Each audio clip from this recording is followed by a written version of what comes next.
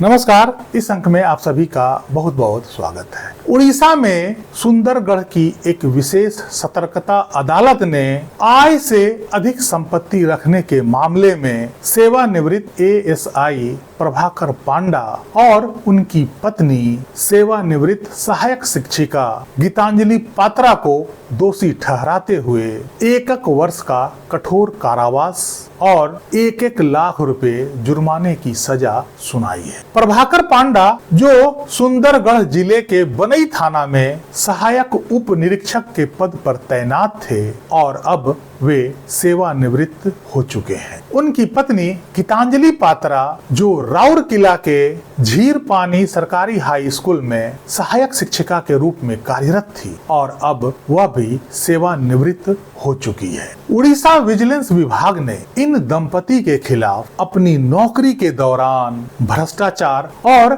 गलत तरीके से पैसा कमाने की शिकायत पर जांच की थी और जांच में यह पाया गया था कि इस दंपति के पास अपने ज्ञात और वैध आय के स्रोतों से कई गुना अधिक चल और अचल संपत्ति है। इसके बाद विजिलेंस ने दोनों के खिलाफ भ्रष्टाचार निवारण अधिनियम 1988 की धारा 13(2) और 13(1) ई के तहत मामला दर्ज किया और कोर्ट में चार्जशीट फाइल किया और सभी सबूतों और गवाहों के आधार पर विशेष न्यायाधीश विजिलेंस सुंदरगढ़ ने मामले की पूरी सुनवाई के बाद उस दंपति को अर्थात पति पत्नी दोनों को आय से अधिक संपत्ति रखने का दोषी पाया। अदालत ने दोनों को 1 साल का कठोर कैद की सजा सुनाई। साथ में दोनों पति पत्नी पर 1 लाख रुपए का जुर्माना भी लगाया। इसके अलावा विशेष अदालत ने राज्य सरकार को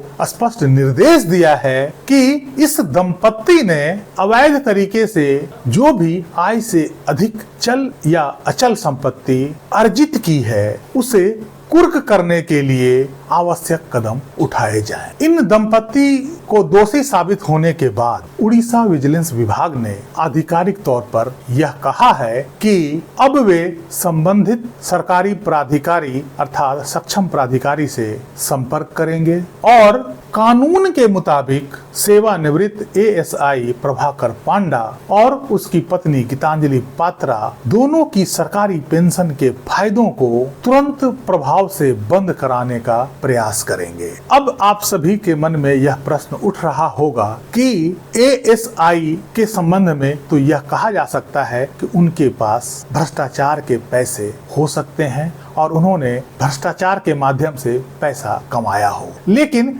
आखिर एक सहायक शिक्षिका को इसमें दोषी क्यों बताया गया? आखिर एक सहायक शिक्षिका किस प्रकार से भ्रष्टाचार करके कोई संपत्ति अर्जित कर सकती है? सहायक शिक्षिका के पास ऐसा कोई सोर्स नहीं होता है जिससे वो भ्रष्टाचार के माध्यम से कोई आय जमा कर पाए या भ्रष्टाचार के माध्यम से वो अपनी संपत्ति का इजाफा कर सके। ऐसे में आप सभी को यह समझना होगा कि यदि पति भ्रष्टाचार के माध्यम से पैसा जुटाता है और पत्नी के नाम से कोई संपत्ति खरीदता है या पत्नी के अकाउंट में वो पैसा डाला जाता है जिसका स्वामित्व उसके पत्नी के पास होता है, तो पत्नी को यह साबित करना होगा कि आखिर वो पैसा जो उनके आय के स्रोत से अधिक है वो कहां से आया। यदि उनके पास या उनके नाम से कोई चल या अचल संपत्ति ऐसा है जो उनके आय के स्रोत से कहीं अधिक है तो इसका स्पष्टीकरण उनकी पत्नी को भी करना हो। आमतौर पर ऐसा लोग करते हैं कि जो भ्रष्ट अधिकारी होते हैं वो भ्रष्टाचार का पैसा से जो संपत्ति खरीदते हैं उसमें अपनी पत्नी के नाम, अपने बच्चों के नाम या अपने रिश्तेदारों के नाम शामिल करते हैं ताकि इस भ्रष्टाचार के पैसे का ठिकाना लगाया जा सके। लेकिन जब इसकी शिकायत पर विजिलेंस टीम इस मामले को इन्वेस्टिगेट करती है तो सारी कड़ियां जुड़ते जाती है और सभी का पर्दाफाश हो जाता है। ऐसे में वे लोग भी दोषी साबित होते हैं जिन्होंने भ्रष्टाचार के पैसे से अपने नाम पर संपत्ति खरीदी या भ्रष्टाचार के पैसे को अपने अकाउंट में जमा कर रखा है। वे भी उतना ही दोषी हैं जितना कि भ्रष्टाचार करने वाला। आज अपने पति के कारण दोनों को 1 साल की कठोर कैद की सजा सुनाई गई है। अब उनका जीवन 1 साल कठोर कैद में गुजरेगा। इसके अलावा जो भी संपत्ति भ्रष्टाचार के पैसे से उन्होंने खरीदा है उन सब की नीलामी होगी और पैसा सरकार को जाएगा। उन दंपत्ति का